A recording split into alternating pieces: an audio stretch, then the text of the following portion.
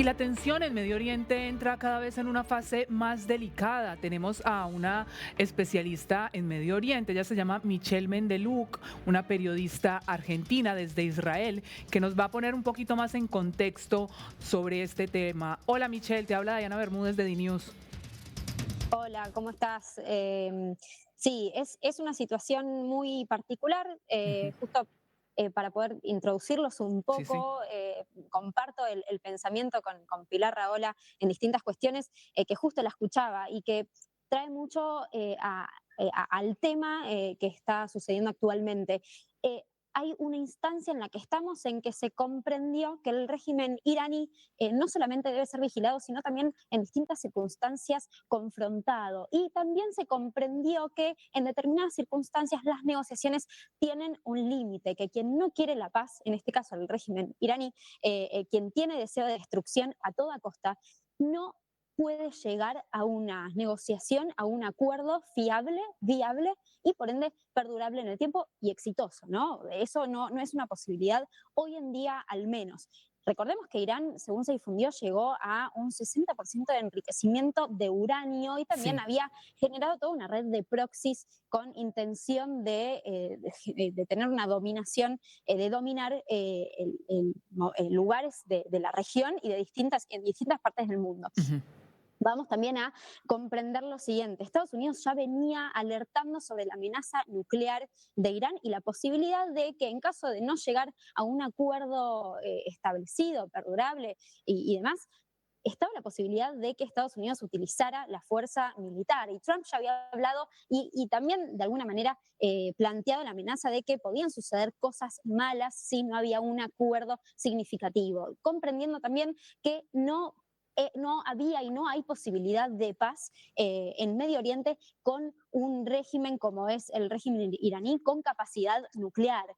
Hay que recordar también una situación muy particular, una cuestión, un tema muy particular, a eso me refiero. En 2015 Ujú. estuvo presente un acuerdo que fue el acuerdo del G5+1, en el cual se creyó erróneamente, a mi parecer, que Irán limitaría actividades nucleares a cambio del levantamiento de sanciones económicas hacia Irán. Eso fue un error que empoderó a Irán también en distintas cuestiones. Y Trump sacó a Estados Unidos de ese acuerdo Ujú. que también era un acuerdo, como bien decíamos, que no llevaba a un lugar próspero, a una situación, a un escenario próspero. También se difundió que hasta a nivel internacional se entendía que Irán no estaba dentro del concepto de no proliferación en materia relacionada a lo nuclear. Esto es algo que estaba muy establecido. La amenaza iraní estaba muy establecida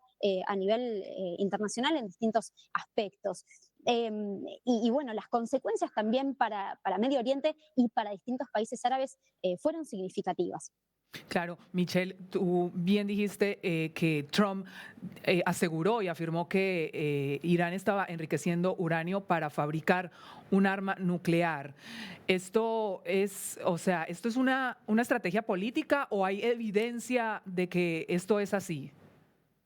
Fue la cuestión de la amenaza iraní en términos nucleares fue muy evidente y significativa.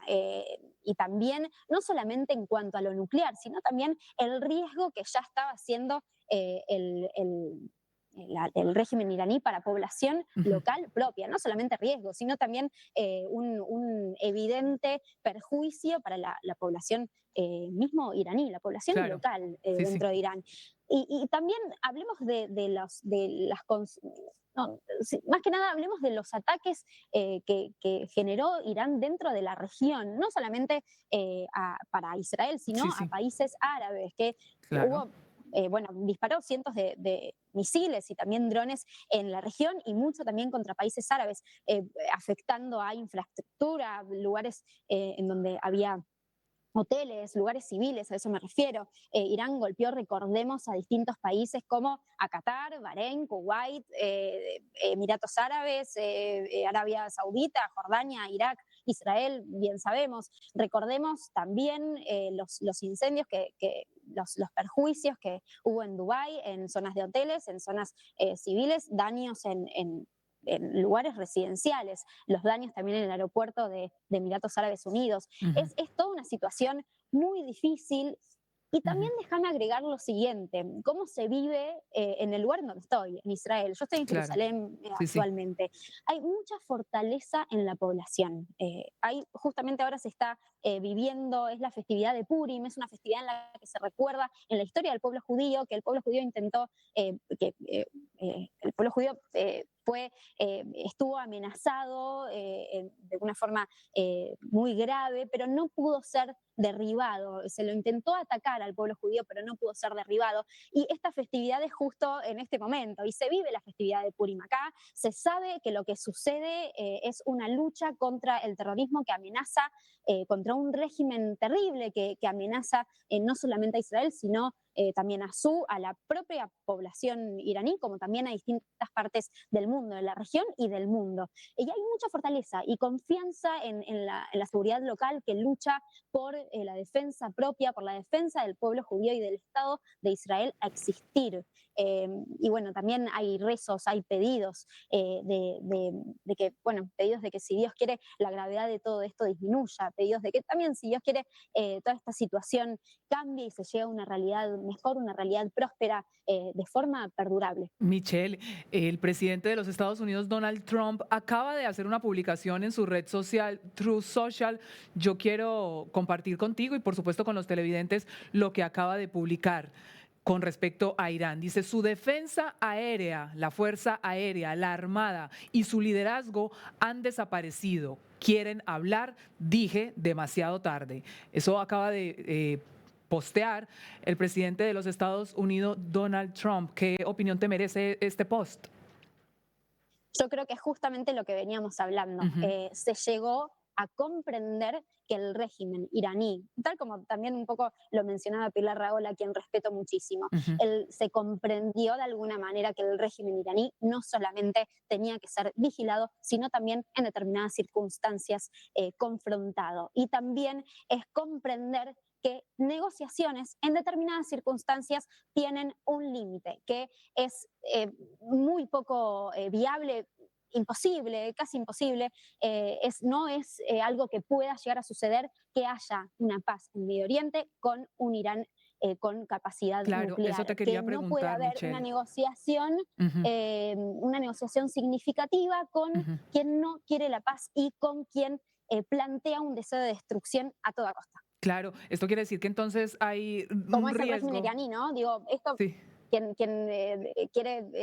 manifieste, quien ha manifestado esta intención de destrucción a toda costa ha sido el régimen iraní, bueno, sí. ahora, desde hace tiempo. Sí, sí, sí. Esto quiere decir que hay un riesgo entonces en que Estados Unidos e Irán entren en un enfrentamiento militar directo, ¿no? Y sostenido.